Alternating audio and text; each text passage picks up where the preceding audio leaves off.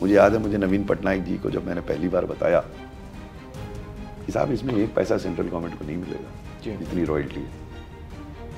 Is that so mister स्वरूप? मुझे याद है एक बार मैं जा रहा था तो आगे टोए टोए करती हुई एक जीप चल रही थी, तो मैंने उससे ड्राइवर से कहा, मैंने कहा इसको बंद करो, क्यों दुनिया को बता रहा हूँ मैं यहाँ हूँ, it's an embarrassment for me. बंद करा दिया उसने। सरकार जो है वो इकबाल पे चलती है, भरोसे पे चलती है, विश्वास पे चलती है। आपने वो विश्वास ही खत्म कर दिया। मैं किसी अधिकारी ने मेरे साथ काम किया है, मैं उसको फोन करके कहूँ बेटा जरा एक पैर पे खड़े रहना, जरूरी काम है, खड़ा रहेगा, पूछेगा नहीं क्यों। आप अपने को तो समझ नहीं पा रहे हैं ठीक से, दूसरे को समझने का प्रयास नहीं करते, और आप फिर ये समझो मैं जो कर रहा हूँ सही, तो आपके 30-32 ट्रांसफर तो होंगे ही। मैं पहला सचिव था शायद, 4 साल रहा मैं सचिव भारत सरकार में, 6 बजे निकल लेता था ऑफिस से। नमस्कार, स्वागत है आप सभी का दी एज में। और जैसा कि मैं हर बार कहता हूं कि कोशिश करेंगे किसी ऐसी शख्सियत से बात करने की, तो आज जिस शख्सियत से हम बात करने के लिए आए हैं, अनिल स्वरूप साहब, किसी परिचय के मोहताज इस तरह से नहीं है कि उनके किया गया काम भी आपको पता है, और उसके बाद जब से सेवानिवृत्त हुए हैं उसके बाद से भी पॉडकास्ट और इंटरव्यू के ज़रिए अपनी मंशा और अभी तक के किए गए काम को आप सबसे साझा भी करते हैं। मगर फिर भी क्योंकि ये एक रिवायत है, तो farmer IAS officer Anil Swarup साहब के साथ आज हम हैं, जिन्होंने राज्य सरकार और केंद्र सरकार में बहुत विशेष पद पर काम किया है। बानगी के तौर पर कोल सेक्रेटरी रहे हैं, और उसके अलावा भी काफ़ी सारी चीज़ें हैं। आज बात करने का मौका मिला है, सर से बात करेंगे। सर बहुत बहुत स्वागत है आपका। नमस्कार सर, शुरुआत आपकी हुई IPS के तौर पर, पुलिस सर्विसेज के तौर पर आपने ज्वाइन आपका हुआ, उसके बाद आप ट्रेनिंग के लिए भी गए, मगर उसके बाद फिर आप IAS में आए। सर ये ट्रांजिशन कैसे हुआ? ये मैं शुरू से ही IAS अफसर बनना चाहता था जी। पहले वर्ष जब मैंने परीक्षा दी तो मेरे उतने अच्छे नंबर नहीं आए कि मैं IAS में आ सकूं। अगले वर्ष की परीक्षा दी और फिर मैंने पुलिस ज्वाइन कर लिया। जब रिज़ल्ट आया तो मेरे IAS में सिलेक्शन हो गया था, तो मैं IAS में ज्वाइन कर लिया। शुरुआत में SDM, फिर DM आप रहे, और उसके बाद फिर उत्तर प्रदेश सरकार में सेक्रेटरीट में आप गए, एज ए सेक्रेटरी, आप स्पेशल सेक्रेटरी आप रहे। सर दोनों ही जगह में, जहाँ पर एक तरफ आपको पब्लिक डीलिंग बहुत ज़्यादा करनी होती है, और वहीं फिर एक दूसरी जगह जब आप सेक्रेटरीट में होते हैं, अलग तरीके से चीज़ें होती हैं, तो ये दबाव क्या बदल जाता है, और जो कार्य प्रणाली है, कार्य कुशलता है, इस पर क्या प्रभाव पड़ता है? देखिए, जब आप फील्ड में कार्य करते हैं तो हर प्रकार के, उसे दबाव का नाम दें या ये भी कहें कि लोगों की इच्छाएं होती हैं, इच्छाएं होती हैं, वो आपसे जानकारी चाहते हैं, आपसे काम कराना चाहते हैं, तो जेन्युइन काम भी होता है, तो उसको दबाव के रूप में लेना उचित नहीं होगा जी। आप जिस जगह पर हैं वहाँ पर आपको जो पोजीशन दी गई है उसका उद्देश्य ये है कि आप लोगों का कार्य कर सकें। ठीक है। तो अगर कोई आपसे आप कहा कहता है, मेरी ये धारणा शुरू में मैं उसे दबाव समझता था और तभी मेरा रिएक्शन होता था उसमें जी। जिसको मैंने धीरे धीरे समझा कि अगर कोई व्यक्ति आपके पास आ रहा है किसी कार्य को लेकर, तो वो व्यक्ति को कोई जेन्युइन बात होगी, जरूरी नहीं है वो आप पे दबाव डाल रहा है, वो सिर्फ अपनी रिक्वेस्ट कर रहा है, अपनी बात कह रहा है। वो धीरे धीरे मुझे समझ में आया कि कोई नेता की भी बात जेन्युइन हो सकती है, वो आपके पास आता है कह रहा है, तो उसको आप दबाव के रूप में क्यों लेते हैं? वो उसकी आवश्यकता है, उसकी रिक्वेस्ट है, तो आपको उसे करना है। हाँ, उसमें कुछ ऐसे हैं कि वो गलत सही काम कहते थे, तो वो दबाव हुआ कि अगर कोई गलत काम के लिए आपसे आके कह रहा हो तो दबाव हुआ, लेकिन किसी जेन्युइन प्रॉब्लम है तो किस बात का दबाव? सर आपने जैसे बताया कि शुरुआत में जो पूर्वाग्रह था उसकी वजह से चीज़ें होती थी, तो कई बार ट्रांसफ़र की भी बातें हुई। अब ट्रांसफ़र को आमतौर पर 2 तरीके से देखा जाता है, या तो पनिशमेंट देखा जाता है, या फिर अगर उनकी संख्या बढ़ जाए तो वो तमगे की तरह देखा जाता है कि आप एक बड़ी अच्छे और ईमानदार ऑफिसर हैं, इसलिए आपका ट्रांसफ़र हुआ। ट्रांसफ़र को केवल एक किसी सेवा में जो एक तरीका है उसका कि इस तरीके से काम होगा, वैसे क्यों नहीं देखा जा सकता? देखा जाना चाहिए। जो आपने दोनों बात कही, दोनों ही गलत है। तमगा मान जाना भी गलत है और उसको गलत माना जा भी गलत, पनिशमेंट माना जाना भी गलत है। क्यों? क्योंकि ट्रांसफ़र नेचुरल है। मेरा व्यक्तिगत अनुभव ये बताता है कि शुरू में जब मेरा ट्रांसफ़र हुआ तो मैं बहुत अपसेट हुआ जी। मुझे पता था मेरी कोई गलती नहीं है, जिसने किया उसको भी पता था मेरी कोई गलती नहीं है, मेरा फिर भी ट्रांसफ़र हो गया। तब मेरी समझ थोड़ी कम थी, शुरू का जीवन था सेवा में, और मैं समझता था मैं सही कर रहा हूँ, मुझे क्यों पनिशमेंट दिया गया। धीरे धीरे मुझे समझ में आया, जो कि मैंने अपने चीफ सेक्रेटरी से भी कहा, जब एक बार वो अपसेट हो गए मेरे ट्रांसफ़र पर, तो मैंने कहा for a civil servant transfer like death, it is inevitable. जो होना उसके लिए परेशान क्या होना। और वैसे भी मैंने उनसे कहा कि मैं हिंदू फिलॉसफी विश्वास करता हूँ, मेरा पुनर्जन्म होगा, आप कहीं पोस्ट करेंगे मैं जाके फिर वही पाप करूँगा। मैंने मजाक में उनसे कहा। मेरा नज़रिया बदल गया था। मेरा नज़रिया ये हो गया कि उसको जो करना है, चाहे वो नेता जो, वो उसका अधिकार है, जी। मैं उसको रोक तो सकता नहीं, वो करेगा, लेकिन मैं अंदर झांके जरूर देखना चाहूँगा क्या मैंने ऐसा कुछ गलत किया जिसकी वजह से मेरा ट्रांसफ़र हुआ। ये आपका जो दूसरा प्रकरण आपने बताया उससे संबंधित है। कई अधिकारी ईमानदार होते हैं, लेकिन वो समझते हैं दुनिया बेईमान है, बिल्कुल, और इसलिए वो तमगा मान के चलते हैं। ये मेरे विचार से गलत है। उनको भी मेरे विचार से विचार करना चाहिए इस बात पर कि उनकी तरफ से कोई कमी तो नहीं है, क्योंकि दूसरे की तो कमी हम दूर नहीं कर सकते, लेकिन अगर मुझ में कोई कमी है और हम आत्मचिंतन करें तो मेरा मानना है कि हम सुधर सकते हैं। तो हो सकता है मेरे 15 ट्रांसफ़र हो रहे हैं तो 10 हो जाएंगे, 11 हो जाएंगे। ये कहना मैं नहीं मानूंगा कि सब ट्रांसफ़र्स दूसरे नहीं गलती से हो गए, कुछ मेरी भी तो गलती रही होगी। मुझे सिर्फ इतना देखना है कि क्या मैं अपने आप को सुधार सकता हूँ। ये मैं फिर ये भी व्यक्तिगत अनुभव से कह रहा हूँ, मेरे आरंभिक तौर में अपने कार्यकाल में बहुत ट्रांसफ़र हुए। उसके बाद धीरे धीरे मुझे समझ में आया कि हम बेकार बात के लिए सबसे लड़ते फिरते हैं। वो जेन्युइन बात आप लड़िए, लेकिन हर चीज़ पे आप डंडा उठा के लग लेंगे तो आखिर वो भी तो समाज में रहता है, चाहे वो नेता हो कोई हो। मैं फिर धीरे धीरे मैं इस फॉर्मुलेशन पे पहुंचा कि कोई भी नेता मुझसे नियम के विरुद्ध कार्य कहता है जी, नियम कानून के विरुद्ध, पोलाइटली उसे मना कर दूंगा। नियम के तहत कार्य करता है तो तुरंत कर दूंगा, उसको सूचित कर दूंगा, जिससे ये भी स्थापित हो सके कि मैं खाली ईमानदार नहीं हूं, मैं एफिशिएंट भी हूं, मैं काम भी करता हूं। तीसरा आता है ग्रे एरिया, जो कि सबसे कठिन एरिया है, जहां नियम नहीं है लेकिन आपसे कोई रिक्वेस्ट करता है और आपसे अपेक्षा करता है वो काम करें। जैसे मेरे अधीनस्थ कोई अधिकारी, उसके ट्रांसफर के लिए कोई नेता मुझसे कह रहा है जी, तो नियम के विरुद्ध तो है नहीं, बिल्कुल, वो अधिकार है उसे ट्रांसफर करने का, लेकिन बार बार ट्रांसफर करने से जो मनोबल है लोगों का वो टूटता है। तो इस बात को मेरी कम्युनिकेशन स्किल्स, मैं कितना वाक्पटु हूँ, कितनी अच्छी तरह से मैं अपनी बात समझा सकता हूँ, उस पर निर्भर करता है कि मैं नेता को समझाऊं कि साहब इसका अगर हम बार बार ट्रांसफर करेंगे तो उसका मनोबल टूटेगा, विभाग में का मनोबल टूटेगा, आप इस पर पुनर्विचार करें। मेरा अनुभव ये बताता है कि इस अप्रोच को मानने से 60-70% में आप समझा ले जाते हैं नेता को। कभी ऐसा हुआ सर, कोई दृष्टांत इसके संदर्भ में याद आता हो? कई दृष्टांत, एक नहीं कई दृष्टांत है। मैंने मायावती जी के साथ काम किया जी, तो उनकी कुछ आदत सी थी, वो मीटिंग में अधिकारी को सस्पेंड कर देती थी, बैठे बैठे सस्पेंड कर देंगी, कोई बात रही हो। कई बार हमें पता ही नहीं आता था क्यों ट्रस्ट।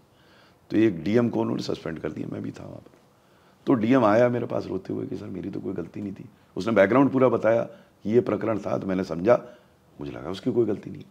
अब देखिए, अगर पुराना अनिल स्वरूप होता यानी कि आरंभिक तौर पर, तो जाके मायावती से लड़ लेता और कहता है उसने गलती नहीं की, आप उसका वो कीजिए और आप नहीं करेंगे तो मैं छुट्टी पे चला जाऊंगा। सामान्य रूप से जो कॉन्शियंशियस अफसर होते हुए करते हैं, वो गलत नहीं करते, लेकिन मैं उसको एक परिप्रेक्ष्य में देखता हूँ कि मुझे उनसे काम कराना है। अगर मान लीजिए मैं छुट्टी पर भी चला जाऊंगा, जो कि शुरू में मैं चला जाता था, बाद में भी एक आध केस में गया हूँ, वो भी मैं बताऊंगा आपको, तो उसको जाने से किसी का लाभ नहीं होता जी। तो मैं फिर गया मायावती जी के सामने, मैंने मायावती जी को समझा कि कौन सा ऐसा समय है दिन में जिसमें उनका मूड सबसे अच्छा होता है। ये महत्वपूर्ण है, आपको दूसरे व्यक्ति को समझना पड़ेगा, जिसको आप अपने को तो समझ नहीं पा रहे हैं ठीक से, दूसरे को समझने का प्रयास नहीं करते, और आप फिर ये समझे मैं जो कर रहा हूँ सही, तो आपके 30-32 ट्रांसफर तो होंगे ही। तो आप समझिए दूसरे व्यक्ति। मैंने उनको समझा कि सुबह के टाइम पे जब ब्रेकफास्ट करती थी बड़ा अच्छा मूड होता था, हम सब काम उसी समय कराते थे उनसे। सुबह पहुँचे कमरे में, बड़ी खुश लग रही थी, ऐसी चर्चा हुई थोड़ी बहुत। फिर मैंने कहा मैडम वो डीएम का आपने सस्पेंशन किया, उससे गलती हो गई। अब कई लोगों ने मुझसे प्रश्न किया, आपको पता था उसकी गलती नहीं हुई, आपने वहाँ क्यों कहा उसकी गलती हुई? अगर आप बिल्कुल सिद्धांत के रूप से देखें, वो गलत था, आइडियोलॉजिकली गलत था। अगर मैं ये कहता तो मुझे भी सस्पेंड कर देती जी। तो मैंने उनसे कहा, हो मैडम किसी से भी गलती हो सकती है, उससे भी हो सकती है, मुझसे भी हो सकती है, उससे भी हो गई। अफसर अच्छा है, अफसर अच्छा है तो गलती कैसे हो गई? मैंने फिर कहा मैडम मुझसे भी हो सकती है, किसी से भी गलती हो सकती है। अच्छा अफसर है, अच्छा बहाल कर दे, बहाल हो गया। अब इसमें कई बिंदु आते हैं। पहली चीज, मैंने गलत बात क्यों कही। दूसरी चीज कि आपको अपने सिद्धांत के आधार पर आपको रहना चाहिए था। मेरे भी करीब 50 ट्रांसफर हो जाते जी सेवा में। इसके बाद एक ऐसा प्रकरण आया जहां मैंने वॉलंटियर किया ट्रांसफर करने के लिए। अब देखिए, आपको कोई इसमें 2+2=4 नहीं आता जीवन में, आपको हर परिस्थिति को देखना हो।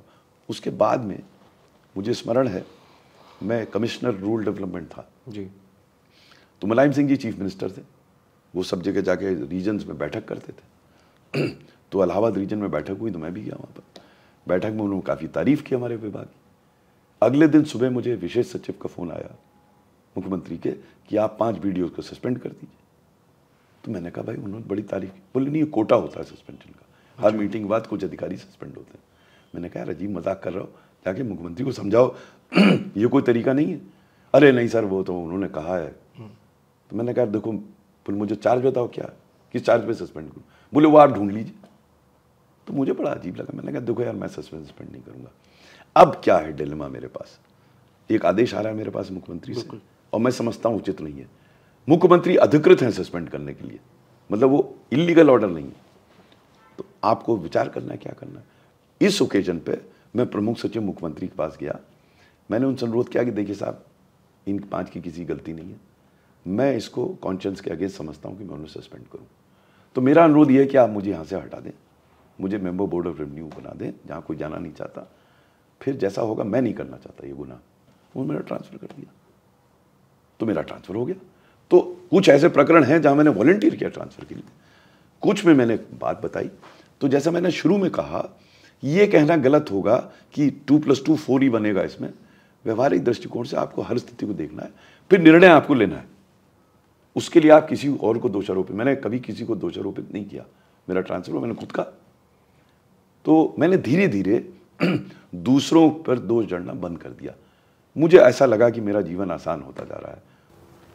सर, इस पूरे जो आपने दृष्टांत बताया, इसमें एक चीज़ निकल कर आती है कि आपने जो लिमिट्स है आप उससे आगे गए, कि आपने कहा कि मैं वॉलंटियर करके, उनकी कोई लिमिट है क्या? आप किस लेवल तक जा सकते हैं, कहाँ तक आपको रुक जाना है? क्योंकि अगर आप सेल्फ हार्म वाले मोड में चले जाते हैं तो आपके करियर के लिए भी अच्छा नहीं है। नहीं, मैं नहीं समझता सेल्फ हार्म के लिए गया। मैंने कहा सेल्फ हार्म वाले मोड में चले जाते हैं। मैं आपको बता रहा हूँ, मेरे लिए इतना लाभकारी हुआ जी। मेरी ख्याति ये बनी कि ये अपने जूनियर ऑफिसर्स को सपोर्ट करता है। आप विश्वास कीजिए, आज की तारीख में भी जी। मैं किसी अधिकारी ने मेरे साथ काम किया है, मैं उसको फ़ोन करके कहूँ बेटा ज़रा एक पैर पे खड़े रहना, जरूरी काम है, खड़ा रहेगा, पूछेगा नहीं क्यों। You get that loyalty. उसका मुझे लाभ अंत तक हुआ। जब मैं कोल सेक्रेटरी बना, जहाँ इतनी गंभीर स्थिति थी, वहाँ सबने मेरा साथ दिया। मतलब उस विभाग में जाते समय किसी को भी डिप्रेशन हो जाए, स्कैम्स हो रहे थे, और वो विभाग ऐसा बना जहाँ सबने मिलकर काम किया। वो इस वजह से बना कि सबको ये पता था कि ये अधिकारियों के लिए क्या करते हैं। He will do anything to protect his team. और वास्तविकता में मुझे लाभ हुआ उसका। लोग मुझे कई चीज़ों के लिए क्रेडिट कर देते हैं, जिन्हें कितनी चीज़ों के लिए क्रेडिट देते हैं। जी। मैं काम नहीं करता था, सब यही लोग करते थे काम। मैं पहला सचिव था शायद जी। 4 साल रहा मैं सचिव भारत सरकार में। 6 बजे निकल लेता था ऑफिस से, इसी वजह से। अगर कोई नहीं काम कर रहा होता तो काम कैसे होता? वो सब करते थे, लगे रहते थे। मेरा सौभाग्य था कि मुझे अधिकारी भी बहुत अच्छे मिले, एक से एक अच्छे अधिकारी। भाई मेरे एक जॉइंट सेक्रेटरी से मैं गवर्नर है मणिपुर के, एक से एक बढ़िया अधिकारी जी जिन्होंने मिले। मेरा सौभाग्य था, शायद नहीं मिलते तो मैं वो तो काम नहीं कर पाता। मेरा कंट्रीब्यूशन इतना था कि मैंने उनको विश्वास दिया, उनको विश्वास लिया, उससे थोड़ा बहुत मेरा कंट्रीब्यूशन वो था। सर, अभी अब जवाब में आपने एक चीज़ कही कि मैं जब कोल सेक्रेटरी के तौर पे आप गए तो वहाँ स्कैम्स हो रहे थे, मगर कई बार आपने खुद खंडन किया और आपने कहा कि उसे स्कैम कहना गलत था। सर, फॉर दोज, जैसे भी आपने थोड़े समय पहले कहा कि मेरा जन्म भी नहीं हुआ था उस समय में जिस समय आप कहीं सेवा में थे, सेक्रेटरी थे। सर, जो आज की जनरेशन है उसके लिए कि असल में जैसे कोल गेट कर दिया गया, वाटर गेट से जोड़कर गेट जोड़ दिया गया, हुआ क्या था, सीएजी की रिपोर्ट और जिस तरह से उसका प्रसारण किया गया वो क्या था, और बाद में उसका जो सारा निदान आपने किया, जो चेंज आपने किया, वो क्या था? प्लीज़ थोड़ा सा ये बताएं क्लैरिटी के लिए। देखिए, जब मैंने कोल सेक्रेटरी के रूप में ज्वाइन किया तो मुझे पिक किया गया था जी कि वहाँ पे स्थिति बड़ी गंभीर थी और ये कहा जा रहा था बहुत सारे कोल स्कैम हुए। तो मुझे ये समय मिला उन पत्रावलियों को देखने का। जब मैंने पत्रावलियों कई मैंने देखी उसमें, तो मैंने पाया कि गलती तो हुई है कई जगह, लेकिन उसका उस स्कैम का नाम देना उचित नहीं होगा। उसका कारण ये है कि सीएजी साहब ने जो कैलकुलेशन किया, मैंने स्पष्ट लिखा अपनी पुस्तकों में, उन्होंने गलत कैलकुलेशन किया। क्यों किया गलत? उन्होंने बेसिकली ये कहा कि 1,79,000 करोड़ रुपए का नोशनल लॉस हुआ। इन्होंने जो कैलकुलेशन किया उसका उन्होंने आधार ये बनाया कि जो कोल माइन होती है, जो कोयले की खदान होती है, उसमें खदान में कोयला निकालने की कॉस्ट होती है पर टन कॉस्ट। जी, उन्होंने एवरेज करके वो एवरेज होती नहीं है। और जो भी कोयला को समझते हैं वो जानते हैं कि कोयला अलग अलग डेप्थ्स पे मिलता है जी। जितने डीप जाएंगे उतना महंगा होगा कोयला, और जितना ऊपर आएगा उतना सस्ता होगा। तो आप एवरेज कैसे कर देंगे? तो कैलकुलेशन ही गलत हुआ। आप एवरेज करके कैलकुलेट नहीं कर सकते। और भी कई कैलकुलेशन की गलतियां हैं, लेकिन ये सबसे महत्वपूर्ण गलती है। दूसरा, मान लीजिए आर्गुमेंट के लिए गलतियां थी भी, तो मेरे विचार से सीएजी एक फॉर्मर ब्यूरोक्रेट है, एक इंस्टीट्यूशन है, कॉन्स्टिट्यूशन बॉडी है। उनका काम प्रेस कॉन्फ्रेंस करना नहीं है कि प्रेस कॉन्फ्रेंस में आप बता रहे हैं ये हो गया वो हो गया, उसके बाद टीवी में आप दनादन इंटरव्यू दे रहे हैं। अरे आप अपनी रिपोर्ट सबमिट कीजिए पार्लियामेंट को, पीएसी के पास जाएगी, वो अपना जो काम करना हो करेगी। मैं नहीं समझता किसी अधिकारी को ये होना चाहिए कि वो जाके अनाउंस करता फिरे कि ये हो गया ये हो गया ये हो गया। जो उन्होंने इतने अनाउंस किए और फिर टीवीज ने उसको प्ले अप किया, उससे दो महत्वपूर्ण नुकसान हुए। पहला तो नुकसान ये हुआ कि वो धारणा बनी जो नहीं सही नहीं थी। दूसरा, उससे बड़ा नुकसान ये हुआ कि जब मैंने कोयला सचिव के रूप में ज्वाइन किया, कोई अधिकारी निर्णय नहीं लेना चाहता था फाइल पे। वो सोचता था मैं गलत लूंगा या सही लूंगा, कभी भी कोई मुझे ठोक सकता है आगे। तो ये भावना जो बन गई थी वो बहुत ही गंभीर थी। मेरे पहले कुछ महीने तो इसी बात पे हुए कि मैं रिस्टोर करूं उस कॉन्फिडेंस को कि अधिकारी लिख सकें।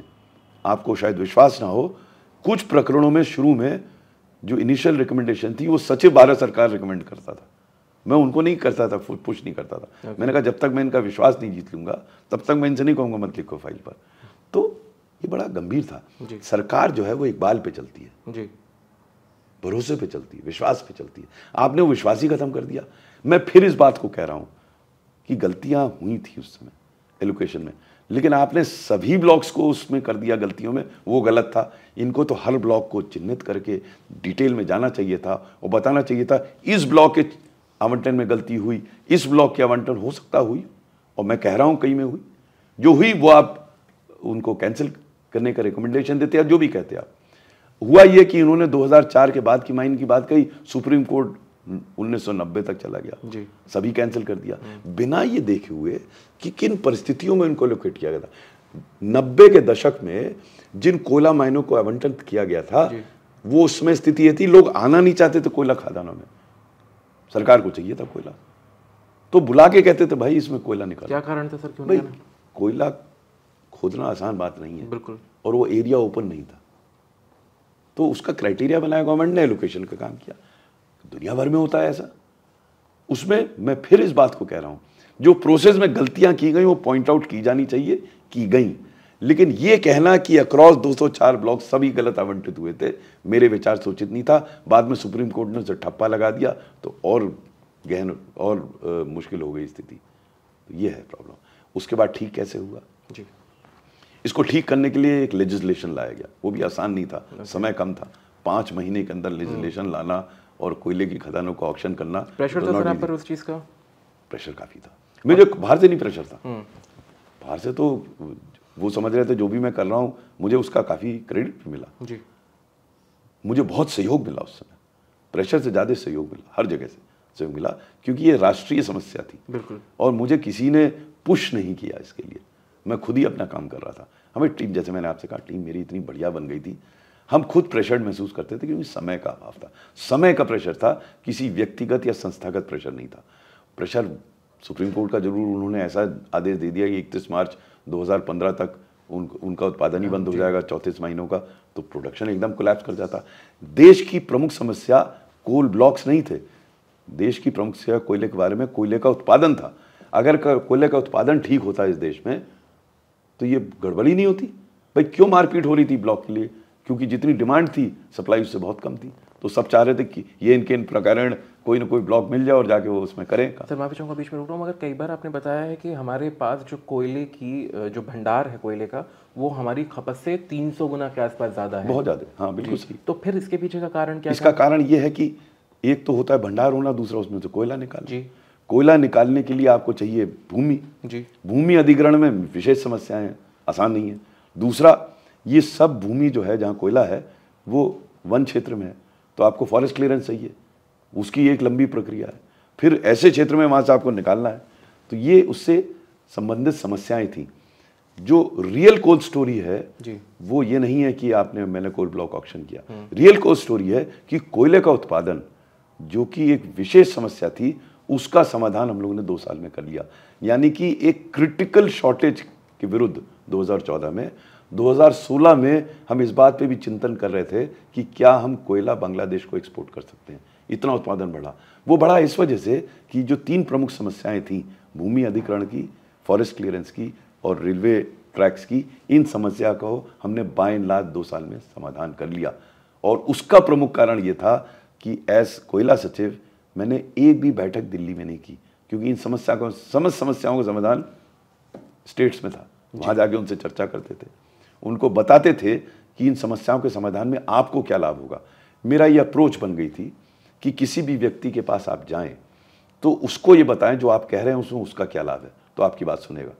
अगर आप उसको कहेंगे मेरा अधिकार है, मैं केंद्र सरकार से हूँ, सचिव हूँ, आप मेरी बात सुनिए, what's in it for me, हाँ, तो सुन तो लेगा वो, करेगा कुछ करेगा तभी जब उसको व्हाट्स इन फॉर मी आ जाएगा समझ में। तो वो हम बताते थे कि इसमें जो रॉयल्टी मिलती, मैंने जब, मुझे याद है, मुझे नवीन पटनायक जी को जब मैंने पहली बार बताया कि साहब इसमें 1 पैसा सेंट्रल गवर्नमेंट को नहीं मिलेगा जितनी रॉयल्टी है, इज दैट सो मिस्टर स्वरूप, you could not believe it. लोगों को पता ही नहीं था कि हम आपके बिहाफ पे काम कर रहे हैं, हम ऑक्शन कर रहे हैं, रॉयल्टी का अमाउंट आपको जाएगा, मुझे नहीं मिलना। सो ये बताना जरूरी होता है कभी कभी किसी भी व्यक्ति को। और ये थोड़ा मेरा अनुभव भी रहा, शुरू में मैं नहीं समझता था इस बात को, धीरे धीरे मुझे समझ में आया कि किसी भी व्यक्ति से आप बात करें, अपनी बात ले जाएं, तो उसको ये भी समझाना जरूरी है कि आपकी बात मानने के लिए उसमें उसको क्या मिलेगा। अभी एक चर्चा चल रही है कि एक नया जिला, 76वां जिला उत्तर प्रदेश में बनाया जाए कल्याण सिंह नगर के नाम से, जिसमें डिबाई जो बुलंदशहर की तहसील है उसे लेकर, और रतरौली जो कि उनकी जन्मभूमि है कल्याण सिंह जी की, वो लेकर, उनके साथ काम करने को लेकर आपने काफ़ी सारे दृष्टांत अक्सर बताए हैं। सर, मैं खासकर जो 6 दिसंबर वाली घटना थी उसके बारे में आपसे जानना चाहता हूँ। कारण ये क्योंकि विरोधाभास कई बार नज़र आता है, क्योंकि जो आपने बताया है उसमें और उसके बाद जो उनके बयान आए उसमें, क्योंकि जिस तरीके से उन्होंने कहा no repentance, no regret, no grief, ये उसके बारे में आपसे जानना। देखिए, उन्होंने बाद में क्या है उसमें मैं टिप्पणी इसलिए नहीं करूंगा कि उन्होंने किसी राजनीतिक परिवेश में किया होगा।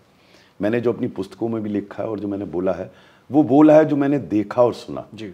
उसके पीछे क्या था, उसके आगे क्या था, उस पर मैं टिप्पणी नहीं करना चाहूँगा। वो बड़ा स्पष्ट था 6 दिसंबर को कि जिस समय उनको खबर मिली, जो उनके हाव भाव मैंने उनके शक्ल पे देखे जी।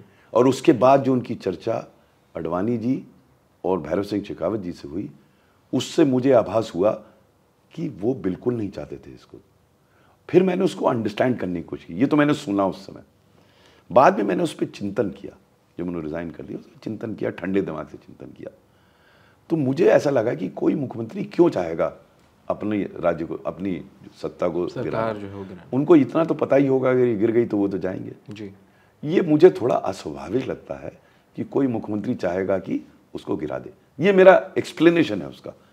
मैंने उनको देखा, वो मैंने अपनी पुस्तक में लिखा कि बड़े नाराज थे, उन्होंने बहुत ही नाराज थे। मगर सर, मैं भी चाहूँगा, बीच में मैंने रुका सर, क्योंकि जब सरकार गिरी तो उसका जो नैरेटिव बाद में निकल कर आया कि राम मंदिर के लिए सरकार तक इन्होंने गिरा दी। मैं आपसे फिर कह रहा हूँ कि ये सब पॉलिटिकल नैरेटिव तो किसी चीज़ के बन जाते हैं। मुझे पता नहीं क्या सही है, उसका बैकग्राउंड है, क्यों किया उन्होंने, वो जाने जी। मैंने जितना लिखा है वो बिल्कुल फैक्चुअली करेक्ट लिखा है। उसमें कॉन्ट्रडिक्शन भी हो सकता है, बिल्कुल हो सकता है।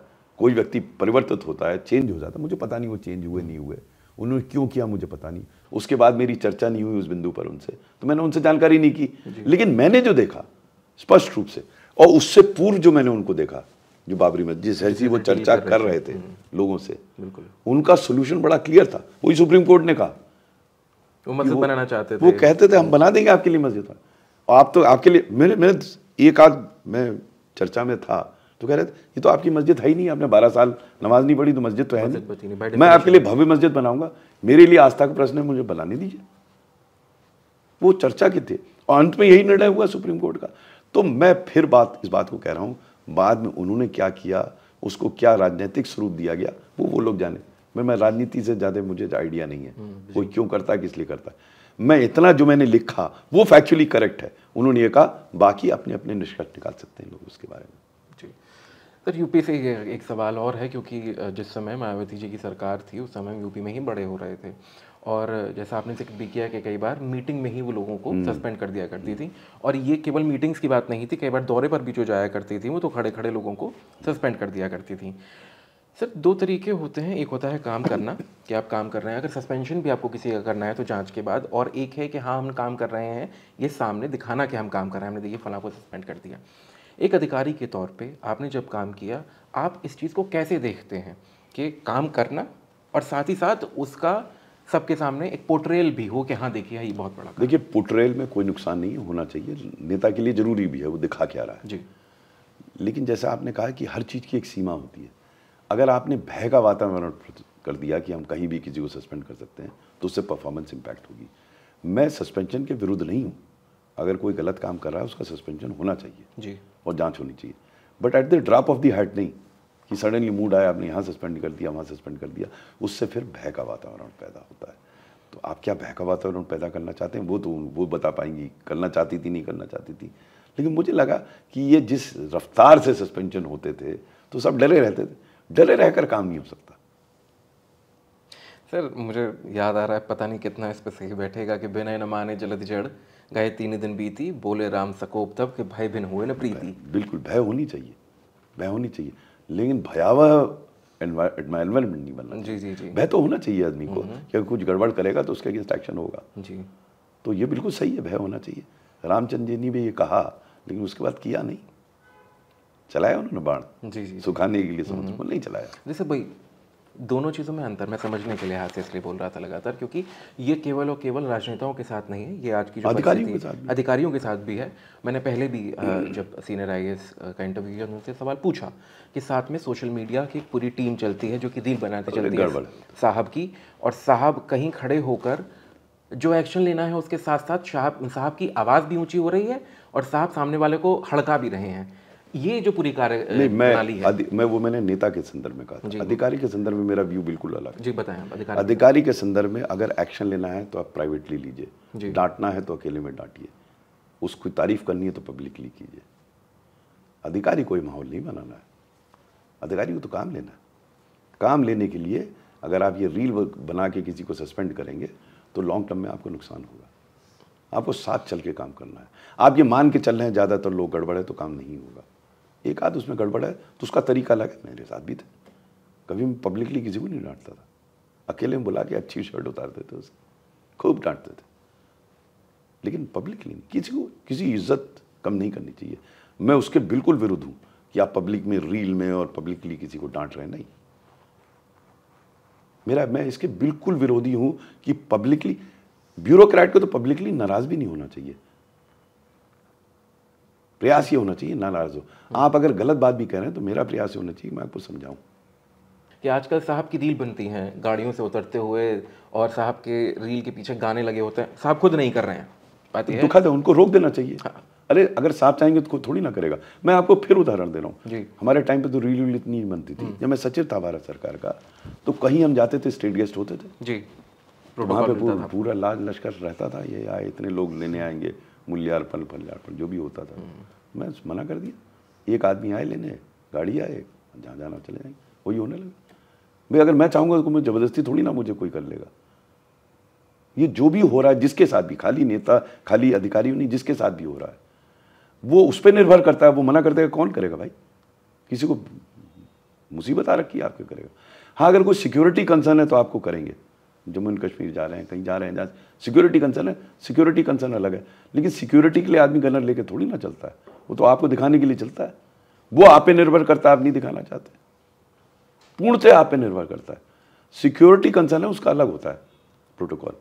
लेकिन एक गनर चल रहा है, मुझे याद है एक बार मैं जा रहा था तो आगे टोए टोए करती हुई एक जीप चल रही थी, तो मैंने उससे ड्राइवर से कहा, मैंने कहा यार इसको बंद करो, क्यों दुनिया को बता रहा हूँ मैं यहाँ हूँ, it's an embarrassment for me. बंद करा दिया उसने। मतलब मैं कहूँगा बंद थोड़ी, भाई वो टोए टोए बज रहा है, उससे सिक्योरिटी से कोई मतलब नहीं है जी।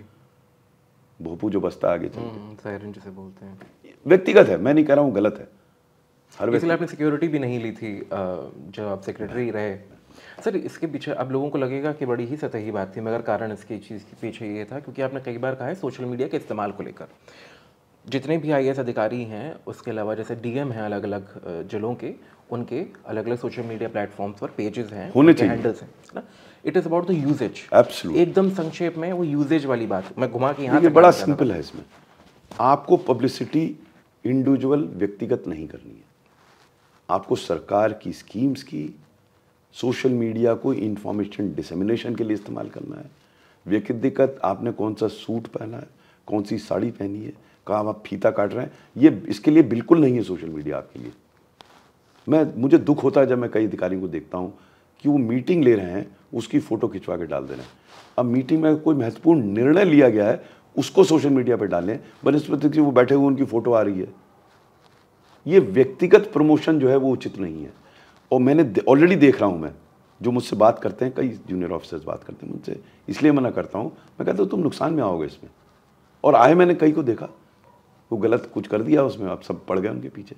अरे भाई, आप व्यक्तिगत खत्म कर। वैसे भी जब आप अधिकारी बनते हैं तो आपका व्यक्तिगत पहलू अलग हो जाता है। आप अधिकारी हैं तो अधिकारी के रूप में अपने आप को प्रस्तुत करें, सरकार के प्रतिनिधि के रूप में आप अपने आप को प्रस्तुत करें, उसमें आपको भी लाभ होगा। मैं इसके विरुद्ध नहीं हूं, आप अच्छा काम करेंगे तो आपका भी नाम होगा। अब प्रश्न ये है कि आप पहले क्या कर रहे हैं, नाम अपना नाम कर रहे हैं या काम कर रहे हैं, या काम कर रहे हैं उससे नाम हो रहा है। ये चीज समझ में आ जाएगी, जो समझता है वो समझ जाता है। मैं अच्छा काम करूंगा तो मुझे भी लाभ होगा, मुझे बहुत लाभ हुआ, मुझे बड़ी पॉजिटिव प्रेस मिली, लेकिन मैंने कभी व्यक्तिगत कभी नहीं किया। सरकार के कामों को मैं बताता था, बहुत सारी चीजें मैं व्यक्तिगत करता था, वो मैं कभी पब्लिक में जाता ही नहीं था। अब रिटायरमेंट के बाद मैं जो चाहूँ कर लूँ। मेरा लड़का है, मुझसे कहता है आप क्या कर रहे हैं रात को 11 बजे जी। बोले लोग फ़ोन करते हैं, मैं उनको बताता हूँ कि क्या लेटेस्ट स्थिति है। तो उसने कहा कि आप ट्वीट क्यों नहीं कर देते। तो मैंने ट्वीट क्या होता है, तो उसने मुझे बताया कि आप ट्विटर हैंडल बताइए, हर घंटे में एक ब्रॉडकास्ट कर दीजिए आप जी। ये रेट आ रहा है, ये रेट आ रहा है इस महीने। मैंने शुरू कर दिया, गजब का। ना कोई मुझसे पूछता था, पत्रकार उसी को कोट कर देते थे। It was an official use of social media free of cost and it did me wonders. मुझे याद है इंडिया टुडे ने मेरी फोटो के साथ नीचे छापा ट्विटर सेक्रेटरी, जो ट्विटर का उपयोग शासकीय कार्यों के लिए करते हैं।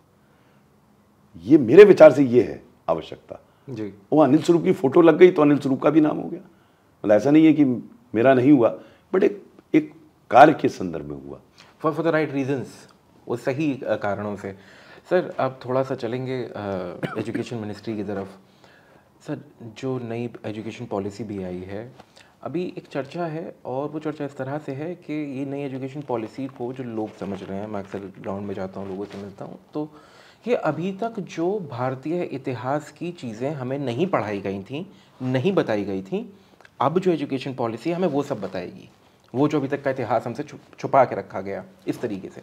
ये एक जनमानस की भावना है। आपके नज़रिए में जो आज की एजुकेशन पॉलिसी है अब नई, क्या ऐसी चीज़ें हैं जो आपको बहुत सही लगती हैं उसके अंदर, और साथ ही साथ क्या वो चीज़ें हैं जो आपको लगता है कि उन पर काम होने की ज़रूरत है अभी और उनमें बदलाव की गुंजाइश है? देखिए, पॉलिसी में कहीं ये डायरेक्टली नहीं रखा कि हिस्ट्री को बदला जाएगा, ये कहीं नहीं लिखा। जो भी ये कार्य हो रहा है वो एक सामान्य धारणा के तहत, जो राजनीतिक धारणा है उसके हिसाब से हो रहा है। बिल्कुल। पॉलिसी अपने आप में बहुत अच्छी है, पॉलिसी मेरे जाने के बाद बनी है जी। मैं नहीं था तो। इससे बेहतर पॉलिसी मैं नहीं समझता कोई हो सकती है, बहुत ही अच्छी पॉलिसी है। लेकिन शायद यही उसका कारण है कि उसको उसके क्रियान्वयन में कठिनाई आ रही है, क्योंकि इतनी अच्छी है। मैं अक्सर ये कहता हूँ कि पॉलिसी एक एमेलगमेशन ऑफ आइडियाज़ है, विचारों का एक संकलन है, और किसी आइडिया को करने के लिए ये आवश्यक है कि वो आइडिया पॉलिटिकली एक्सेप्टेबल हो, सोशली डिज़ायरेबल हो, टेक्नोलॉजिकली फीजिबल हो, फाइनेंशियली वायबल हो, एडमिनिस्ट्रेटिवली डूएबल हो, जुडिशियली टेनेबल हो, इमोशनली रिलेटेबल हो, एनवायरमेंटली सस्टेनेबल हो। इन 8 पहलुओं में 2 ऐसे पहलू हैं जिसमें मुझे लगता है कि एजुकेशन पॉलिसी में समस्या है।